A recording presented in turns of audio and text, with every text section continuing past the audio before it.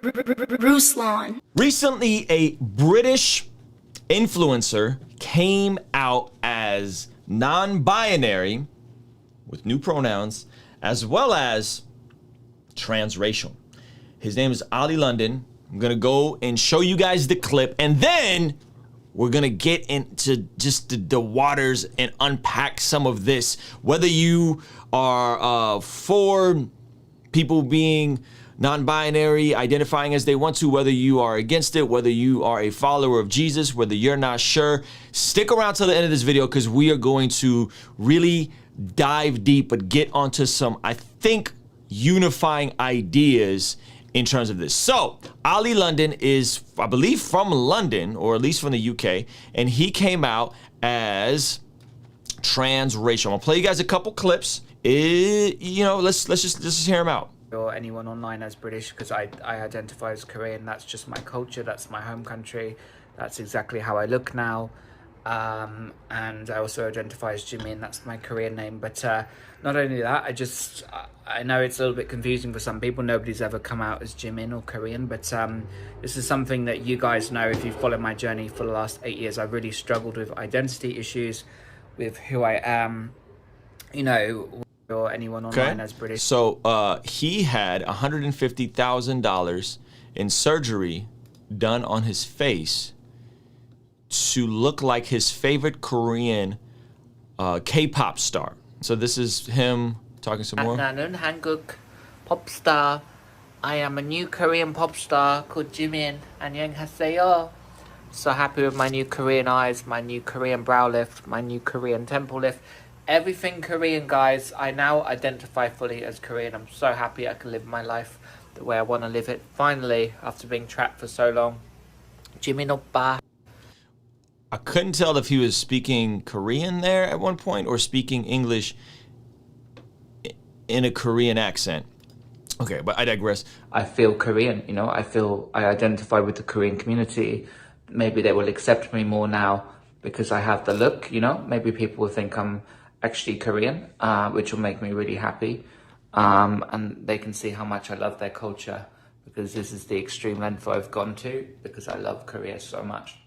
I just want to make Jimin proud as well, because Jimin is my ultimate idol, and I want him to be proud. So I'm sure he'll be proud that I look exactly like him now. I have his eyes.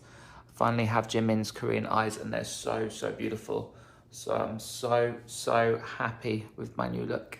I can't wait to see the final results when all the swelling goes down. Yeah, so that happened.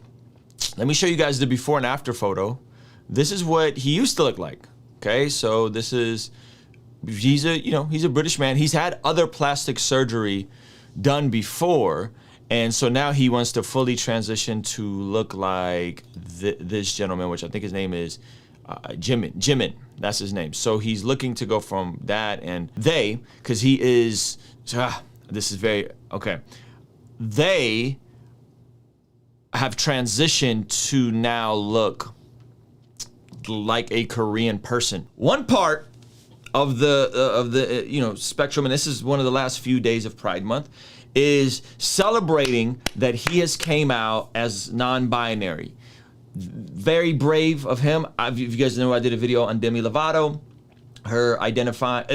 they identifying as non-binary, and they identify as non-binary, and therefore people are happy and they are brave, and it's a big deal that they came out. However, when he came out as transracial, ooh, did they come after him? We're talking death threats. We're talking all kinds of shenanigans going down, so much so that the conservative media outlets started getting him to come on, and this man is being defended by the likes of Ben Shapiro and Fox News. Okay, Twilight Zone vibes. There's some scripture I want to cover that I think will glue some of this together, regardless on where you fall on the spectrum of this entire conversation. And some of this is going to offend you. Okay, some of this is going to offend you. So let's just take a deep dive. And again, guys, watch till the very end, because you should just watch till the very end.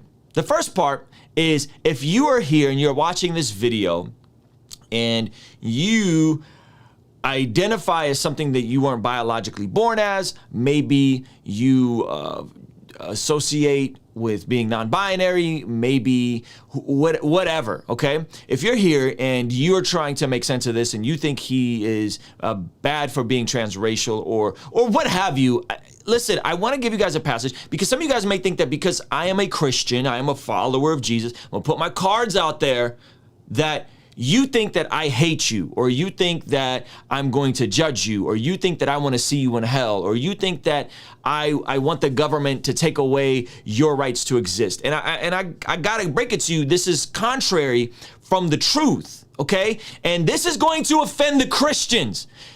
By the way, before you send me an angry comment here, send me a DM on Instagram. It's a great way to get a hold of me. So what I'm gonna get into right now is going to offend some of my Christian audience. Just buckle up. 1 Corinthians chapter 5 is the Apostle Paul writing the church of Corinth. A lot of people hate when I bring up this passage in terms of how we are to deal with people who are far from God, people who are not walking with Jesus. If you do not walk with Jesus, here is my position on whatever it is you're going through. So 1 Corinthians chapter 5, Paul is writing the church in Corinth. They're going through all kinds of issues, all kinds of different sexual sins in the church, to the degree where a man was sleeping with his stepmom and the church did nothing about it, and it was almost celebrated, probably because the person was of some type of stature. Okay, so this verse right here is verse 5, and it says, I wrote to you in my letter not to associate with sexually immoral people.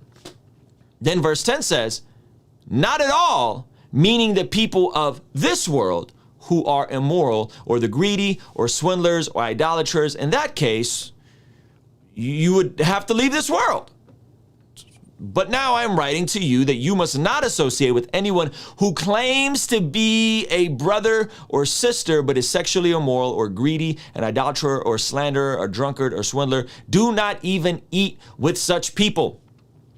Verse 12, what business is it of mine? Christian, listen up. What business is it of mine to judge those outside of the church? Are you not to judge those inside? God will judge those outside. Expel the wicked person from among you. What business is it of mine to judge how anybody wants to identify, to judge how anybody's sexual orientation wants to be, to judge any of that? It's none of my business. What you do is what you do. Now, the moment these things start becoming legislated laws, the moment this starts becoming things that's taught in school, then we're gonna have some tension. And here's the deal, I understand, because historically the church has done the opposite. Historically, the church has taken our convictions and our rules and projected them onto the world. I'll give you a very practical example. You guys aren't gonna like me for this, but it's okay. Prohibition.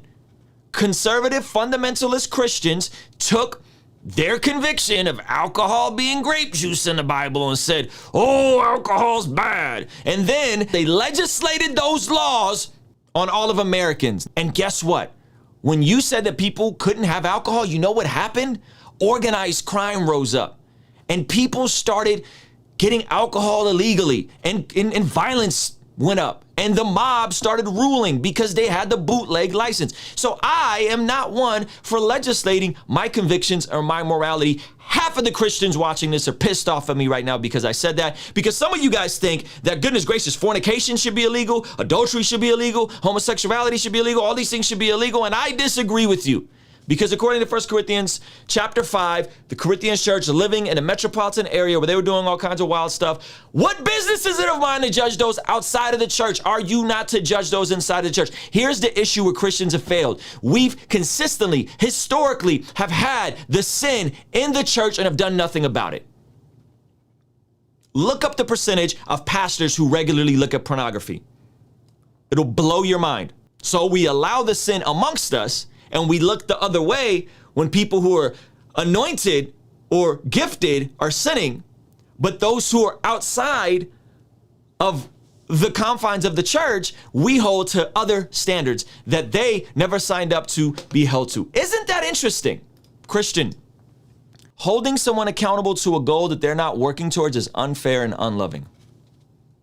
Holding someone accountable to a goal that they're not working towards is unfair and unloving. It's a quote from my pastor. I know you're like, well, facts over feelings. No. That makes no sense. If I am getting fit and you're not in the place of life where you're ready to be fit because of whatever happenstance, you're working multiple jobs, and I keep coming to you and telling you, well, you know, if you just track your macros and you just start eating more chicken and you go and get with me at the gym and learn how to do your workouts, your compound lifts, right? That is not helpful. That is not loving. You did not sign up. And then I start coming to your house and banging on your door. Boom, boom, boom, boom, boom. Hey man, 6 a.m. time to get to the gym. That is not fair. That is not helpful. That is not, you didn't sign up for that goal. We have strong convictions. I understand. Okay. But the good news is, hey man, if you're a follower of mine here on this channel, I don't hate you. I don't judge you. What you do is your business. And I actually don't want fornication or whatever to be made illegal so that you can be discriminated against. If you are not a follower of Jesus, I view you with dignity. I view you with respect. I love you. I have people in my life that come from all different slants. Okay. Now, here's where it's going to get uncomfortable, okay? Buckle up. It's going to get uncomfortable. Now, if you are not a follower of Jesus, if you're not a follower of Jesus and you want to know, how does this work? What does this mean to follow Jesus? Okay? Well, then, I'm going to tell you the truth, and the truth is going to hurt. And the truth shouldn't just hurt if you identify as non-binary or whatever. The truth is going to hurt for all of us. So I'm going to read you guys a passage. Matthew chapter 10, whoever does not take up their cross and follow me is not worthy of me. Whoever finds their life will lose it, and whoever loses their life from my sake will find it. He says this again, by the way. He says this again. Matthew, this is Matthew 16, I believe. 24, then Jesus said to his disciples, whoever wants to be my disciples must deny themselves and take up their cross and follow me. For whoever wants to save their life will lose it, but whoever loses their life for me will find it. This word, I want you guys to know something. This word right here, this word life, for whoever wants to save their life will lose it, but whoever loses their life for me will find it. I want you guys to know what this word life is. This word life in the original Greek is right here. It's, I think you say it, puska. It actually translates closer to psyche. Whoever wants to maintain their psyche, their paradigm, their way of viewing things, their identity, whoever wants to maintain that will lose it, but whoever loses their psyche for me will find it. So let's look at this word some more. Breath of life, the vital force, and then it goes on to say, the seat of the feelings, desires, affections, aversions of our heart. Whoever wants to follow Jesus has to lay down their feelings, desires, affections, and aversions. Okay, the soul of the person. So your psyche, your life has to be laid down and submitted at the cross. And then you will truly find it. We're going to tell you, you need to be your most authentic self. You need to be honest. What you feel inside is your truth. And Jesus says, no. You have to give up your truth for the truth. Because your honesty isn't always absolutely true. Okay, so if you are not a follower of Jesus, I am not pushing to legislate my morality on you. I am not legislating any of this stuff on you. I'm telling you, hey, listen, I respect you. You have dignity. You have honor, respect for me. I love you. I'm here for you. I don't think you should be treated different. I don't think you should be violated. I don't think you should be assaulted. Now, the moment we get into, well, what does Jesus have to say? Well, that's going to get awkward, because Jesus said you have to lay down your life. Jesus said you got to lay down your life. Jesus said you got to make him the number one priority. So if Jesus has something to say about our sexuality, Jesus has something to say about our desires, Jesus has something to say, whatever Jesus has to say, then he is God and he has final authority over these issues. So you then have to wrestle through that. And so we'll go back here. And so the non-Christian needs to understand that, hey, listen, Jesus becomes your Lord. He's not just a functional savior. He's not just get out of hell a free card. He's not just hell insurance. Okay? You actually have to make him Lord, master of your life. Now, I have to tell you The great news is if you put your faith in Jesus, you trust Jesus, he will actually renew you from the inside out. The great news is that when we live life God's way, we get better at life and life gets better.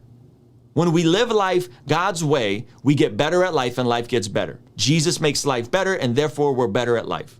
So it's and both when we surrender our way of doing things. And I can tell you, I've had to surrender a lot of things. Maybe nothing as intense as my gender identity or my orientation, but I've had to surrender some dreams in my life, some things that I thought I was going to accomplish for my name, for my glory, for my bank account. There's been things that have had to die in my life because I needed to live the way Jesus called me to live. I needed to die to some mentalities. I needed to die to some things that I thought were going to happen. And a lot of times we get this thing in picture and culture where we talk about, oh, I have a God dream. God, my dream is this, and I want you in on my dream. I need your blessing on my dream. But God's dream is saying, God, what is your dream for my life? And how am I supposed to pursue that? And how am I supposed to live like that? And how do I get in alignment with your dream? And by the way, you don't always have to be in agreement to be in alignment. Anybody that's ever been married before will tell you that. In order for me to be in alignment with my wife, I don't always have to agree with her. Say, and vice versa. Okay? So we have to be in alignment with God. And sometimes it's hard. It's difficult. It's challenging. Sometimes we don't always understand and have all the answers. It doesn't always make sense in the moment. So I'm not about, let me get God in on my dream. God, I feel this way. You need to bless how I feel and my predispositions and my psyche and my paradigm. No. We need to say, God, what is your dream, your vision, your ways of doing things? And I went in on that. I went in on that. And if I never make it the way I thought I was going to make it, if I never accomplish the things I thought I was going to accomplish, if I never get the type of life I thought I was going to get, it's okay because Jesus, you're better. This is hard to say in a culture that tells you you are the center of the universe and you need to live your honesty and you need to live your truth. We're going to get into some more scripture and then we're going to get into some things that we all should agree on. We all should agree on. Check this out. This is Matthew 7. We're just in the book of Matthew today. Judge not that you be not judged. For with the judgment you pronounce, you will be judged. And with the measure you use, it will be measured to you. Why do you see the speck that is in your brother's eye, but do not notice the log that is in your eye? Or how can you say to your brother, let me take that speck out of your eye when there is the log in your own eye? You hypocrite! First take the log out of your own eye, and then you will see clearly to take the speck out of your brother's eyes. I'm going to apply this verse in a way that isn't going to make sense at first, but let me just say it this way. If this young person wants to identify as being transracial, how in the world do some people say it's okay for someone to identify as any gender or any orientation they want? Oh, because those things are social constructs, but yet he can't identify as a different race. This is, to me, where folks on the left start becoming hypocrites. And I know you guys probably learned that from the church. I understand. But listen, unjust scales are not right. So you are okay with someone identifying any way they want. However, except when it comes to race. That makes no sense to me. That makes zero sense to me. If this person can spend $150,000 in transition to appear Korean and he's not Korean, but someone like Caitlyn Jenner can say they're a woman because of what they feel on the inside, that don't seem very consistent to me, world. So at the very least, if we're gonna say truth comes from the inside and this is what I feel, how about you just keep it a buck and just keep it the same scales? If someone can be trans whatever, they can't be transracial? Why?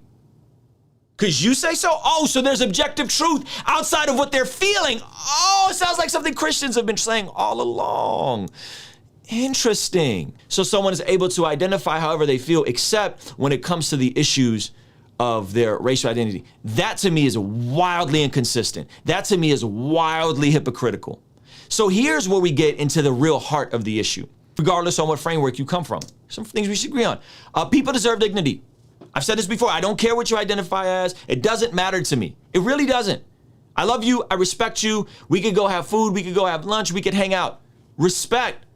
People deserve dignity. You deserve dignity. Why? As a Christian, as someone who's a follower of Jesus, well, listen, I think you're created in the image of God. Even if you don't believe in God, I think you're created in the image of God. Therefore, you have dignity, you have value, you should have grace, you should have a protection. You shouldn't be assaulted, you shouldn't be mistreated, you shouldn't be bullied. People deserve dignity. We should all agree on that. Okay? Don't legislate your convictions. Christians have done this historically with goofy things like prohibition. Okay? Christians haven't been the most polite and nice and kind to people of different orientations. Okay? Now, here's the thing where it's coming full circle. Hypocrisy is harmful. Here's the thing that's becoming full circle.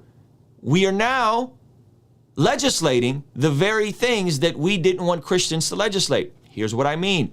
If you want to identify however you want to identify, respect. How about you don't try to teach that curriculum to sixth graders? And how about if sixth graders or fifth graders or fourth graders, parents want to pull them out of school for that lesson about your identity? How about you don't make that an issue? Because you just said you didn't want my morals legislated on you and my sex ethic, my biblical sex ethic legislated on you. How about you don't legislate your sex ethic on me and my kids? How about we don't do that? How about we agree that people deserve dignity? How about we agree that all these things, we need to honor each other as people? But when you start legislating your convictions on the rest of society, that's when we're going to have some issues.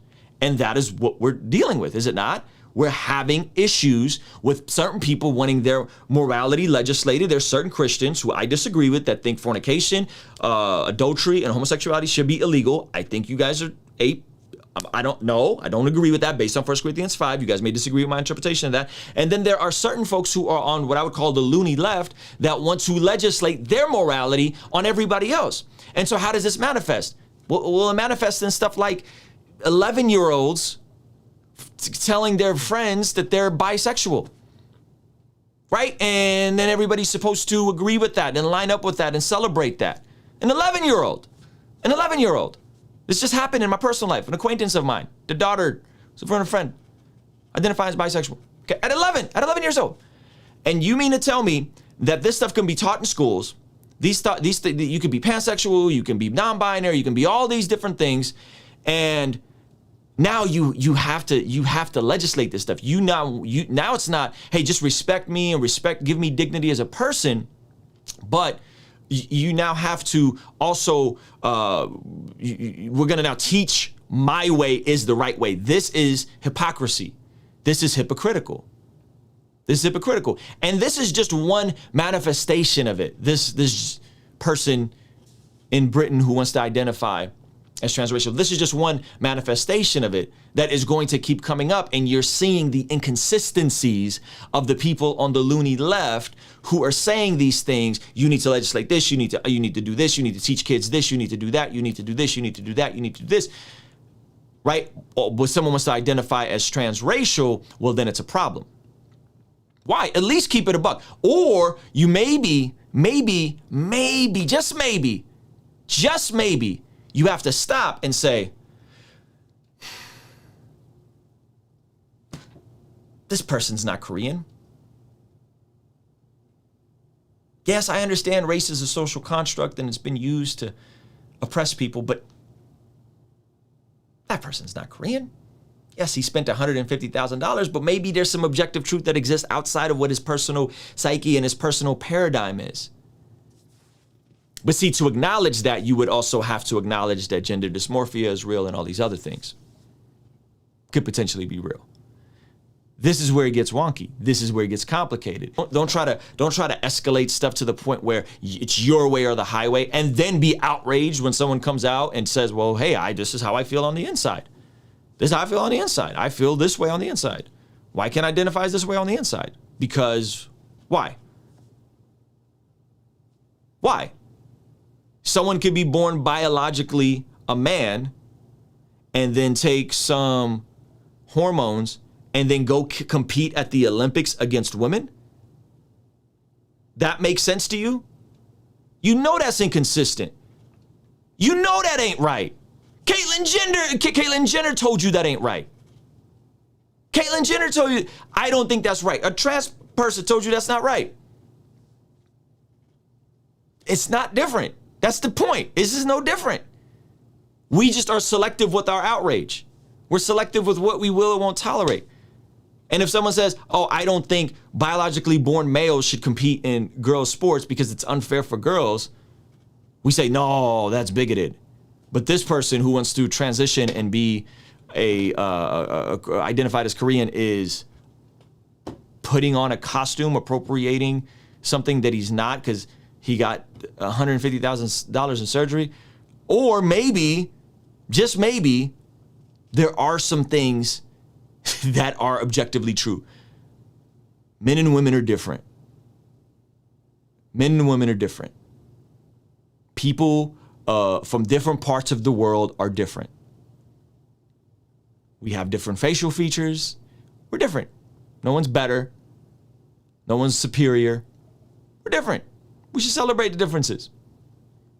So those are my thoughts on this whole conversation. I know some of you guys probably blew a head gasket listening to me talk about this. It's okay. I'm not mad at you. I think it requires more nuance to really sit and understand this. But goodness gracious, the hypocrisy with this specific situation,